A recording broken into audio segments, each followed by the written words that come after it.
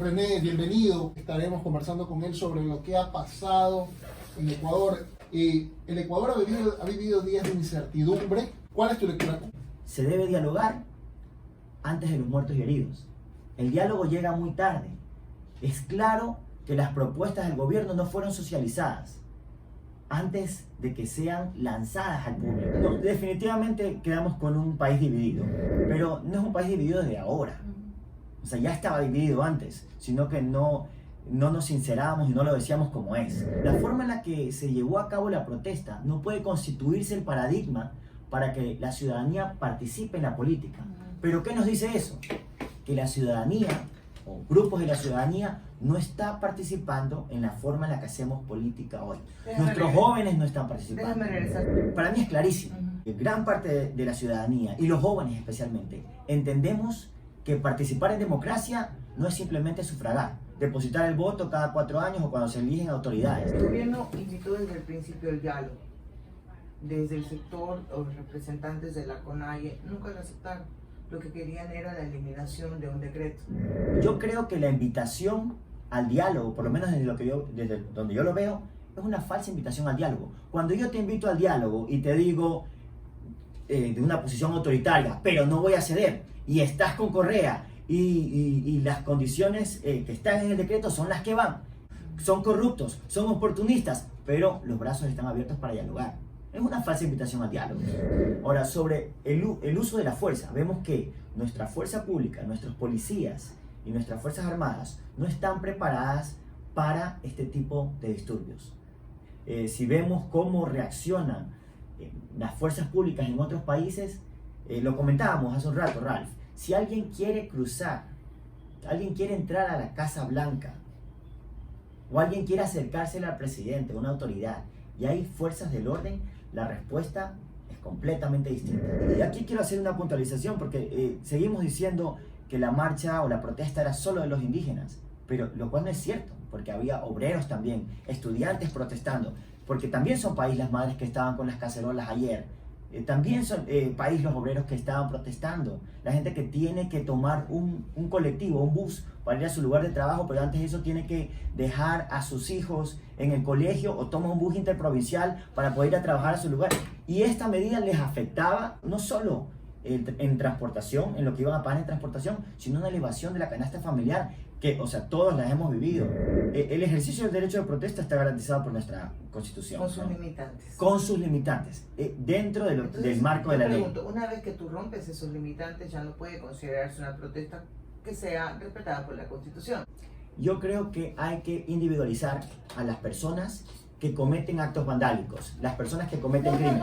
Y no hay que criminalizar. Si alguien te bloquea la calle, que eso está ese alguien que la está bloqueando la calle tiene que ser sancionado. Okay. Ese alguien que está incendiando un policía tiene que ser sancionado. Pero no se puede criminalizar toda la protesta social o coartar el derecho de todos los que están protestando. Okay, eso es lo que estoy defendiendo. Y hay que decir la verdad, porque vivimos en una falacia de la bifurcación. O estamos a favor de la protesta o estamos en contra. O todos los que están protestando son correístas y vandálicos o están reivindicando derechos que son importantes.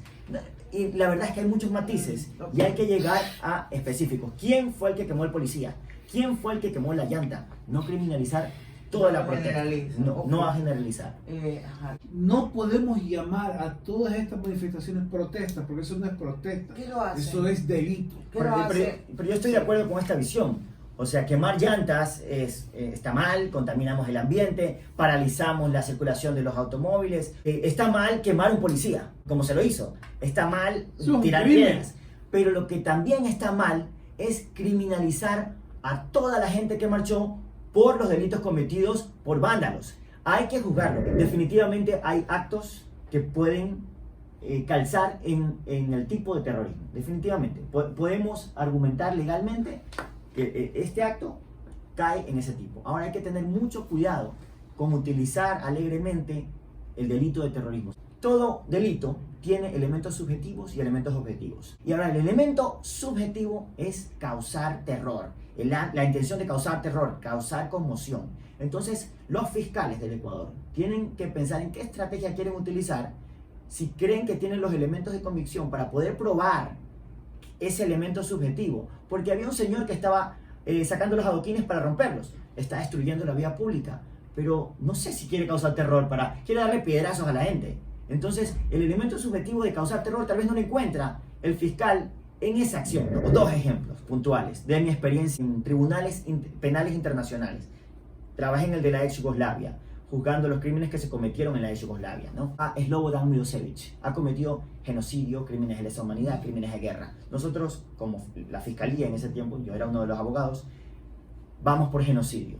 Súper difícil de probar. Tiene lo que se conoce como dolus specialis, la intención de destruir parcial o totalmente a una etnia, a un grupo racial, ¿no? Súper difícil de probar. No solo son las muertes, sino tiene un plus, que es el elemento dedicado a ellos. Tiene la intención de destruirlos. A la final se murió Slobodan Milosevic antes de que terminara el juicio. Te pongo otro ejemplo. Al Capone pudieron haberlo procesado por asesinatos, por lavado de dinero. Nunca le esperaron nada y terminan procesándolo por evasión tributaria. Exactamente. El terrorismo tiene una carga emocional muy fuerte. Si yo fuera fiscal, yo los persigo por otras razones. Destrucción a la vía pública, destrucción a la propiedad privada, destrucción a la propiedad pública, vandalismo. Hay tantos tipos penales que se pueden utilizar que son mucho más fáciles de probar. Porque tú lo que quieres, y esto es una estrategia que tiene que decir el fiscal, no yo, es tener a la gente que cometió los actos vandálicos en la cárcel. Juzgar a alguien por terrorismo puede crear divisiones mucho más profundas en la sociedad. Yo creo que la fiscalía tiene que considerar la eficacia procesal y tener a la gente presa y que esté el menor tiempo posible en esa situación, en ese limbo procesal, sino ya sentenciar, no procesarlos rápidamente. Eficacia procesal. En otros países, la respuesta de la fuerza pública frente a una amenaza a una entidad gubernamental hubiera sido decisiva. Si alguien trata de entrar a la Casa Blanca, romper las puertas, la reja de la Casa Blanca para pasar, la fuerza de respuesta sería decisiva. Tenemos una fuerza pública que está, y hablo de Fuerzas Armadas y Policía, que está mal equipada, mal entrenada, no tiene capacitación en cuanto a disturbios, mal pagada. Yo me solidarizo con los policías, o sea, mal pagada, y la ponemos en una situación para controlar este disturbio. O sea, reaccionaron bastante, hubo casos, ¿no?, de exceso de uso de la fuerza, definitivamente, es clarísimo, y deben ser sancionados esos casos, pero reaccionó bastante pasiva nuestra fuerza pública. René, justamente quería tocar un punto.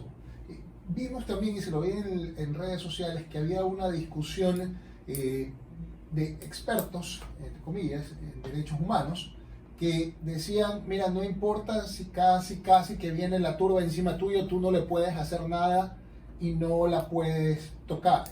Por otro lado, vimos policías y militares que estando armados prefirieron dejarse secuestrar antes de llegar al uso letal de la fuerza, que en otras sociedades, como tú mencionas, si a alguien se le ocurre para quererse tomar el Congreso americano, te aseguro que no queda ninguno vivo. A donde quiero llegar es, ¿no crees también que toda esta cultura de pseudos defensores de derechos humanos que cuando un policía es agredido dicen que está bien porque es un agente represor, que se quema un edificio, es que tú tienes que entender la lucha histórica y su cosmovisión?